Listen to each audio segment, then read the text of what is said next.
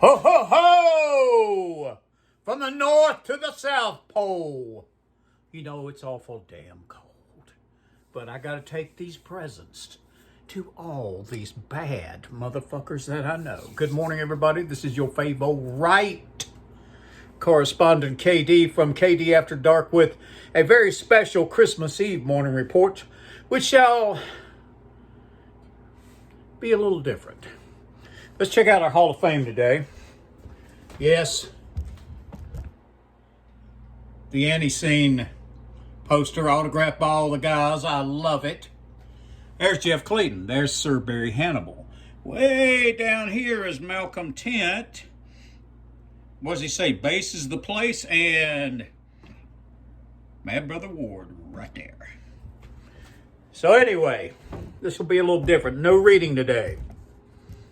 Okay, D, what are you going to do? I thought reading was your thing, baby. Well, no, not every day. How you like a hat? Dollar General, a oneer. We shall begin with a Gene Tracy joke for Christmas Eve. Somewhere somebody's going to be spitting coffee when they hear this one. A guy was shipwrecked alone on an island. He didn't have anything to do. He had food, but he was stranded. So to entertain himself, he masturbated all day long, every day, as long as he could, until he couldn't do it anymore. He was tapped out. So the poor bastard is standing out there in the surf, about waist deep in the water, and here comes the water rolling in and rolling back out. He's standing there nude, just kind of just meditating, I guess. And all of a sudden, he sees it. He says, "Hot damn! There's a ship! When they rescue me, I can go to port and get a piece of ass." And the ship starts getting a little closer, and he says, "Hot damn! There's women on that ship! I'm gonna get laid tonight." He looks a little bit closer. He says, "Holy shit! Those women are naked on that boat! They're naked! And they're coming to get me!" His rod sprung to attention. He grabbed it, started jacking the hell out of it, saying, "Ah, ha, ha, ha! I was just kidding. There ain't no ship coming."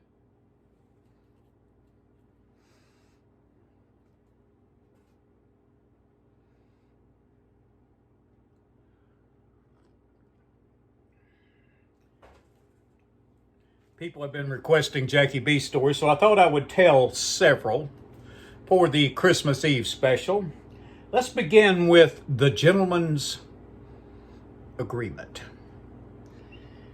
Jack was a year older than I was. He was in 8th grade and I was in the 7th grade. Well, for whatever reason, the 8th grade and the 7th grade had recess together. And in the spring, we would play football. But it was a different kind of football because there was so many guys. And so, really, you didn't have any real athletes at all. But you had some guys that could throw a football and some guys that could catch them. For the rest of us dorks, we had to line up on a line. I swear it was 40 dudes on each side. And we'd do a little blocking. Well, Jack and I were on the same size, and Jack got tired of all this roughhousing blocking. So he went to this sod named Oaks. He said, "Look, Oaks, why in the hell we damn, knocking ourselves out over this shit? Let's forget it. Let's just have a gentleman's agreement. We line up and we just tap arms, and that's it." Oaks said, "Okay." So the first time it went good. We all lined up and tapped. Well, then the next time, Jack totally relaxed. Here comes Oak, and Oak fucking levels him. Oaks just lays Jack on his ass. Jack leaps up and says, I'll never forget it. I was an eyewitness to it. He says, all right, Oaks, you paid the ticket. Now you're going to get to ride. And they started blocking like hell again. But just the way he said that, you paid the ticket. So anyway, Jack would say you paid the ticket all the time about shit. Hell, he did it so much his mama would scream, ticket! I miss that maniac. Yes, you paid the ticket, now you're going to get to ride. It could be a song lyric, couldn't it? The next one, for all you Jackie B fans. Jack used to, now this would be 7th, 8th grade, about the time of you paid the ticket, you're going to get to ride.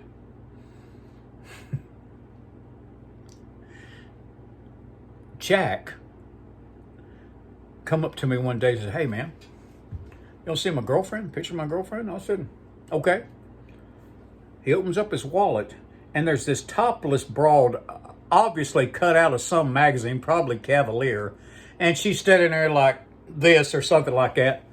And he let me just glimpse at it. He slammed it shut. I said, Jack, that's your girlfriend? He said, oh, hell yeah, but don't tell nobody. Don't tell nobody. I said, okay.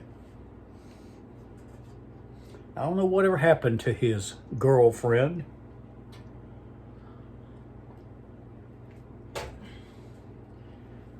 Story number 3. This would, when we were young men, we would be late teenagers out of high school, maybe early 20s. We're all still living at home. Well, Jack was getting into drinking and Schlitz malt liquor, as I explained before. Well, he didn't have a good place to hide it because his mama was against drinking. So, where he lived in Cliffside, there were woods behind his house.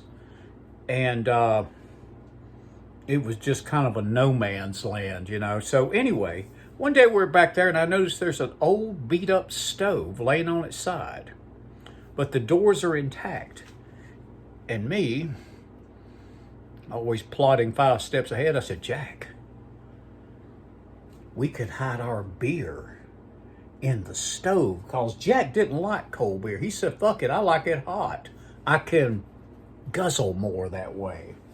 And so he'd hide his Schlitz malt liquor tall boys, and on occasion we'd go out to the stove and have a hot Schlitz malt liquor, which was, by the way, fucking terrible, by the stove. And that went on for a little while. But then some of those sods from Cliffside, some of those derelicts that hung around Cliffside Park, well, they opened up the stove and found the beer. And that was the end of our storage facility. But going to the stove was a thing for a while. Last story. Jack fancied himself as sort of a cook. And he could make pretty decent homemade spaghetti. No shit. So, I'm over at Jack's house. His mama's in the living room. Me and Jack are in the kitchen. We're sitting there eating his spaghetti. And it wasn't bad at all. And I said, Jack, you know, the way you like to eat, you could probably accomplish more if you just ate dog style. Jack said, what? I said, yeah, dog style. Don't use a fork or any of that shit. Just put your face in the plate and go for it. And he did. And he had shit all over his face just dripping off. I was screaming laughing. He said, that's a pretty good damn way to eat. I said, hell yeah. He wiped his face off. And we go to the living room and we're talking to his mama. And Jack looked at me and said, you know what? It's time for a piece of that damn angel food cake. And I thought, oh, okay. He said, you want any? I said, no, man. No, I don't want any. So he went to the kitchen, and you know how angel food cake is. You can just literally just tear a hunk off, right? So he goes into the living room right in front of his mama, drops the angel food cake on the floor, and goes for it dog style. She's screaming, raising hell. I'm laughing my ass off. And he ate the whole goddamn hunk, and he stood up, and they were just shit crumbling out of his mouth and everything. You had to have been there. But it was glorious, I must say. All right, so it's Christmas Eve, and everybody's got shit to do. Let's make some consequential shit. Let's make sure that we get everything we need to get done today. Remember, always be nice until it's time not to be nice, and be kind to animals. Discipline equals freedom. Never complain and never explain. And always remember, you don't have unlimited time. Don't you know that? So get consequential shit done. I want to see you on the road to adventures, because I intend on being on the road to adventures every chance I can get. So from Mr. and Ms. America, all ships at sea and all sods everywhere, Merry Christmas. Put a little love in your heart. And I will see you soon.